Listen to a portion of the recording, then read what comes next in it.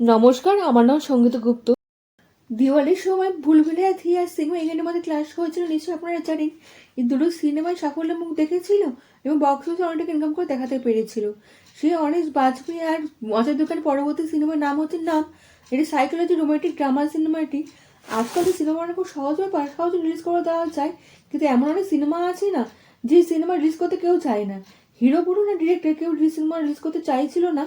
নাম 2004-এ বানানো হলো, 2004 রিলিজ করা দেওয়া যায়নি। এখন 2024 রিলিজ করার কথা ভাবা হয়েছে।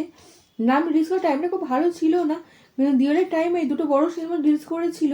ভুলভুলাইয়া 3 আর সিনেমা এখানে ক্লাস হয়েছিল, তখন রিলিজ করার কথা ভাবা হয়েছিল। এই ফিল্ম রিলিজ করার পিছনে অনেক কন্ট্রোভার্সি আর অনেক থিওরি আছে। রিয়েল লাইফে এমন কিছু কেস হয় না যে কোনোদিনও সলভ হয় না। এই সিনেমা 2014 সালে রিলিজ হওয়ার কথা ছিল, কিন্তু অনেক সময় অনেকে বলেছে এই প্রডিউসার নাকি মারা গেছিল। অনেকে বলেছিল কেউ সিনেমা রিলিজ করতে চায়নি বা কেউ কিনতে চায়নি। 2014-তে যদি কেউ কিনতে না চায়, তাহলে 2024-এ কেন কিনলো?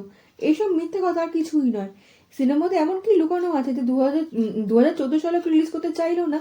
এটা সিনেমা রিলিজ করতে 20 বছর সময় লেগে গেল। এ শুধু নাম নয়, পোস্টারে এমন অনেক কিছু আছে আর সিনেমাতে এমন কিছু খুঁজে পাবেন না, ভাবতে পারবেন না।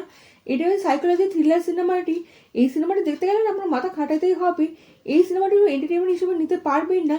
শুধু এটাই সাইকোলজি থ্রিলারও নয়, অনেক অ্যাকশনও পাবেন। আগে অনেক সিনেমা হতো না যে হামরাজের মতো সিনেমা হতো, যেখানে মাথা খাটাতেই হতো, আর সিনেমা গল্প বোঝার জন্য আর এন্ডিংয়ের জন্য এমন কিছু লুকিয়ে থাকতো যা আপনাকে চমকে দেওয়ার জন্য যথেষ্ট ছিল। নাম আপনাকে সেই সময় ফিরে নিয়ে যাবে যেখানে খুন খারাপই, দুর্দান্ত অ্যাকশন, চালা কাহিনী, ধোকেবাজ এন্ডিংও থাকবে। এখনকার সময় সেম একটা যদি বড় স্কেলে বানানো হতো না, পুরো মাস সিনেমা হয়ে যেত, ভালো সাসপেন্স থাকতো। একটা মানুষ পুরো স্মৃতিশক্তি ভুলে যায়। এই মুভিতে ভূমিকা চাওলাও রয়েছে, যে ডাক্তার এবং অজয় দেবগনের সেই চরিত্রে অভিনয় করবে। অজয় দেবগনের মুখের পিছনে অনেক কিছু আজব কাহিনী লুকিয়ে আছে। আপনি যাকে হিরো হয়ে ভুল করছেন, সে আসলে ভিলেন, আসলে মোস্ট ওয়ান্টেড ক্রিমিনাল, যার পিছনে পুরো পুলিশ বাহিনী পড়ে আছে।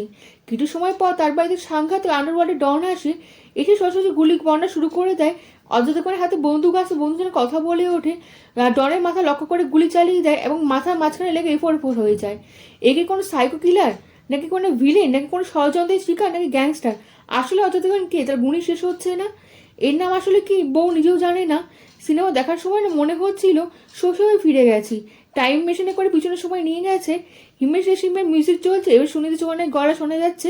অজয় দেবগন বিখ্যাত নাচও দেখতে পেলাম। দর্শক পরের মুভিগুলো থেকে না শুধু এন্টারটেনমেন্টই পাবেন, সিনেমাটি নস্টালজিক ফিল করাবে, সাধারণ টুইস্ট টার্ন রয়েছে। সামারি ডান্স নাম্বারটা দেখলে আমার ভালোই লাগবে। এখন তো আইটেম নাম্বারের কালচার চলছে, খারাপ লাগবে না। আর জানি রাতুল রিয়াতে কমেডি সিন দেখলে আমার ভালোই লাগবে। 20 বছর পুরোনো কমেডি সিন হলে কি হবে, দারুণ হেসেছে, দারুণ ভালো লেগেছে। এখনকার মুভিতে তো কমই দেখা যায়, আর একটা সিনগুলো এখনকার মতন হলেও মনে হয়নি, একদম বাচ্চাদের মতন লেগেছে। তখন হয়তো ঠিক ছিল, কিন্তু এখন টাইম পাসের মতো সিন লেগেছে। আর রক্ত দেখে মনে হচ্ছে টমেটো সস। এই সিনেমা কেন রিলিজ করতে চাইছিলেন 2004 হিসাবে না, মাথা খারাপ করার মতো সিনেমা বানিয়েছে। একদম পয়সা সিনেমা, 2 ঘন্টার সিনেমা, কিন্তু 1 ঘন্টা 50 মিনিট দেখার পরে আইডিয়া লাগছিল না যে সিনেমা শেষে কি হতে চলেছে। এই সিনেমা সাধারণ অডিয়েন্সের জন্য এত সুন্দরভাবে বানিয়েছে, আপনি ভাবতে পারবেন না। একদম ইজি, সিম্পল, দারুণ প্রেজেন্টেশন তৈরি করেছে, এনজয় করার মতো সিনেমা করেছে। 2024 হিসেবে আপডেটেড লাগবে, 2004 হিসেবে ঠিক ছিল। 2004-এতে ফিরে যেতে পারবো না, কিন্তু এনজয় করতে পারেন। পুরো দিনের সিনেমা দেখতে যাতে এনজয় করেন, তারা এই সিনেমাটা দেখতেই পারেন, এন্টারটেনমেন্ট হিসেবে দারুণ লাগবে। আর সিনেমাটা নিয়ে কোনো কিছু ভাববেন না, ফিল্মটা মজাদার এন্ডও পাবেন, যা আপনি কোনোদিন বোর ফিল করবেন না। এই সপ্তাহে না কারণের জন্য থিয়েটারে আসছে। কেমন লাগলো ভিডিওটা কমেন্টের মাধ্যমে জানান। আপনার কমেন্ট আমার কাছে অনেক মূল্যবান। আপনি লাইক ও সাবস্ক্রাইব করে দেবেন এবং দেশ বিদেশে বন্ধুর সঙ্গে ছড়িয়ে দেবেন। দেখা হচ্ছে পরবর্তী ভিডিওতে।